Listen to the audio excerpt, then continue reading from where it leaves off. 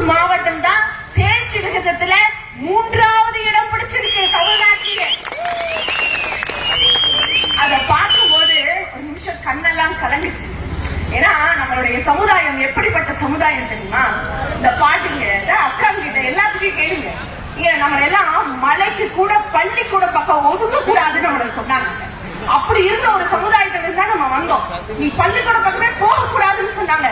நீ யாரியா பள்ளிக்கூடம் பக்கம் போக கூடாதுன்னு சொல்றது? எம் மக்களை அப்படின்னு சொல்லி 3 கிலோமீட்டருக்கு ஒரு தொடக்கப்பள்ளி, 6 கிலோமீட்டருக்கு ஒரு நடுநிலை பள்ளி, 8 கிலோமீட்டருக்கு ஒரு உயர்நிலை பள்ளி, 10 கிலோமீட்டருக்கு ஒரு மேல்நிலை பள்ளி உருவாக்கி பஸ் பாஸ், ஸ்கூல் ஃபீஸ், மத்தியான உணவு, இலவச புக்கு, நோட்டு எல்லாத்தையும் கொடுத்து நீ போய் படியா, உன்னை யாரோட கிலோமீட்டருக்கு பள்ளிக்கூடத்தை உருவாக்கி மிகப்பெரிய சாதனையை படைத்தவர் முத்தமிழர் டாக்டர் கலைஞர் ஐயா. இது ஒரு பக்கம். ஸ்கூலுக்கு போனா மட்டும் நீங்க எல்லாம் முன்னேறி வர முடியாதுங்க. அதை தாண்டி உங்க புள்ள நல்லா வளரணும்னா, அது போய் அயல் நாட்டுல வேலை செய்யணும்னா, பேருக்கு பின்னாடி ஜாதி பேரை தூக்கி பேருக்கு பின்னாடி BSc, BEd, MEd, MSc, MCom, BCom, MBBS, engineering degree போடணும். அதற்கு நான் உங்களுக்கு வாய்ப்பு தரேன்னு சொல்லி முதல் பட்டதாரிங்கிற திட்டத்தை கொடுத்து இன்னைக்கு ஒரு காலத்துல என்ன சொன்னாங்க, ஒரு தெருவுக்குள்ள போய் அந்த வீடெல்லாம் பார்த்து இது விவசாயி, இது நெசவாளர் வீடு, இது தொட்டியார் வீடு, இது ஒரு பறையர் வீடுன்னு நம்ம ஜாதி பேரை சொல்லி எல்லாம் தானே சொன்னாங்க. ஆனா இன்னைக்கு எப்படி மாறி இருக்கு தெரியுமா? இது இன்ஜினியர் வீடு, இது டாக்டர் வீடு, இது கலெக்டர் வீடு, இது டீச்சர் வீடு, இது ஒரு லாயர் வீடுன்னு சொல்ற அளவுக்கு இன்னைக்கு தமிழ்நாடு வெற்றிகளை போட வச்சது முத்தமிழர் டாக்டர் கலைஞர் அவருடைய சாதனை. சரிம்மா, அவரையே சொல்லிட்டு இருக்கியே, அவருடைய வழியில வந்த வாரிசுன்னு சொல்றது வெறும் தந்தைக்காக இல்லைங்க, கொள்கை வாரிசா நின்றாரு. என்ன தெரியுமா திட்டம்? சார் யோசிச்சு கூடி பார்க்க முடியாது. இந்த நான் முதல்வன்ற திட்டம், அந்த திட்டத்தினுடைய பேர்ல பாருங்க, அதுக்கு என்ன தெரியுமா அர்த்தம்? நான் இன்னைக்கு முதல்வரா இருக்கிறது மட்டும் விஷயம் இல்லைங்க, எனக்கு கீழே இருக்கக்கூடிய மக்கள், அவங்க குழந்தைங்க ஒரு முதல்வராக வரணும் அப்படின்றதுக்காகவே இந்த நான் முதல்வர் திட்டத்தை போட்டாங்க. இன்னும் அவங்க தளபதி சொல்லியிருக்காரு அவ்வளவுதானே அப்படின்னு நீங்க கேட்க மாட்டீங்க. நீங்க எல்லாம் நம்ம ஆளுங்க ஒண்ணும் கேட்க மாட்டீங்க.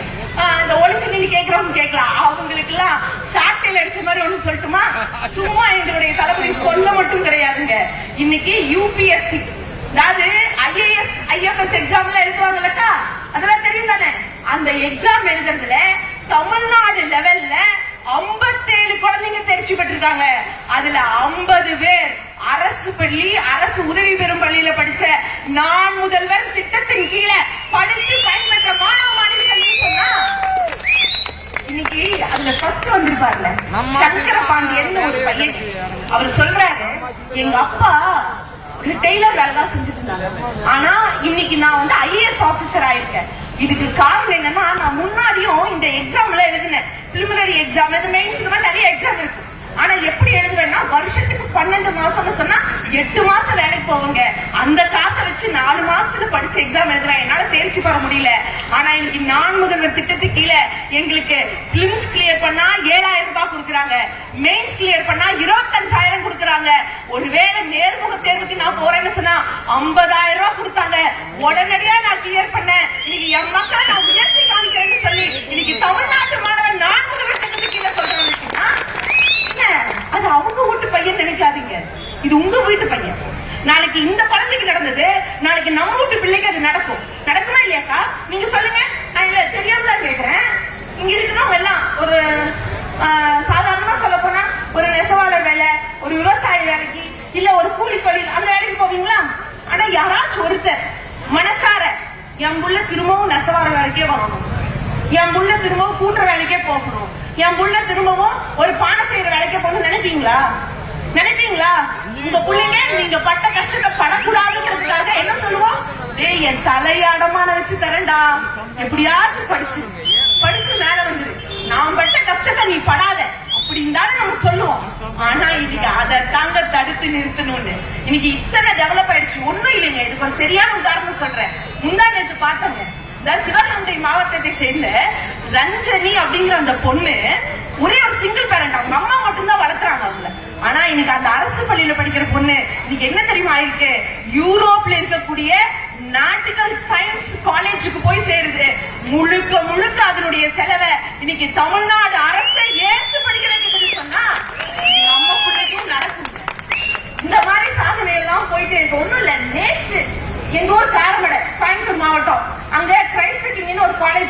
அங்க அப்படின்னா யார் ஒரு பொண்ணு, ஏமா அந்த பொண்ணை பத்தி சொல்றேன்னு சொன்னா அந்த பொண்ணு உங்க ஊரை சார்ந்த பொண்ணு, உடுமலைப்பேட்டை சார்ந்த பொண்ணு. அந்த பொண்ணு சொல்லுது, அக்கா எங்க அப்பா ஒரு கூலி தொழிலாளர் தான், என் கூட 2 பேர் அக்கா பிறந்திருக்கிறாங்க, என்னை எல்லாம் படிக்க வைக்க மாட்டேன்னு தான் சொன்னாங்க. ஆனா நான் சொன்னேன், அப்பா புதுமை பெண் திட்டம்னு ஒரு திட்டம் இருக்கு, கவுன்சிலிங் மூலமா என்ன அனுப்பிச்சு வைப்பா, நான் எப்படியாச்சும் போய் படிக்கிறேன்னு சொல்லிச்சு. அந்த பொண்ணு எவ்வளவு ஆனந்த கண்ணீரோட சொல்லுது தெரியுமா? இன்ன வரைக்கும் 2.5 வருஷம் ஆச்சுங்க. அந்த புதுமை பெண் திட்டத்தின் கீழமாக இன்ன வரைக்கும் நான் 30,000 ரூபாய் பணம் வாங்கியிருக்கேன். இந்த பணத்தை எங்க அப்பா கூலி கொடுக்கல, எங்க அப்பா சிஎம் சார் கொடுத்தாரு, இன்னைக்கு நான் டிகிரி வாங்க போறேன் அப்படின்னு பெருமையா சொல்லுது. சொன்னா அது உங்க ஊருக்கு இந்த இதெல்லாம் ஒரே எரிச்சல், ஒரே வருத்தம், எரியுது நிறைய பேருக்கு மேல உட்காந்துட்டு. எப்படியா என்ன பண்ணாலும் இந்த தமிழ்நாடு மட்டும் படிக்குது, தமிழ்நாடு மட்டும் முன்னேறுது, தமிழ்நாட்டுல இருக்க மாணவங்க இப்படி பெரிய ஆளாரி வந்துகிட்டே இருக்காங்க, இது எப்படி நிறுத்துறது? ஃபர்ஸ்ட் போடு நீட். நிமிஷம் யோசிச்சு பாருங்க. அண்ணன் எல்லாத்தையும் கேட்கிறேன், நம்ம வீட்டு பிள்ளைங்க வெளியே போச்சுன்னா ஏதாச்சும் யாராச்சும் ஒருத்தர் வந்து ஷாலை கழட்டுன்னு சொன்னா கோவமா வருமா வராதா? உன் ட்ரெஸ் எல்லாம் உதறிக்காமின்னு சொன்னா கோவம் வருமா வராதா? யார் யார் நீ என் வீட்டு பொண்ணு இப்படி கேட்கிற, வருமா வராதா? ஒரு பரீட்சை எழுத போனோன்னா என்ன பெரிய ஆதிகளை வித்தியாதுல்ல? இல்ல பரீட்சை என் முள்ள போய் எழுத போகுது, அவ்வளவுதான விஷயம். ஆனா இந்த நீட்டுன்னு கொடுமையான ஒரு தேர்வை கொண்டது. எத்தனை பேர் டிவி போட்டியில பாத்தீங்க? அந்த பொம்பளை பிள்ளைங்க பட்டன் வச்ச டிரெஸ் போட்டு பிளேடு கொடுத்து அந்த பட்டனை கட் பண்ண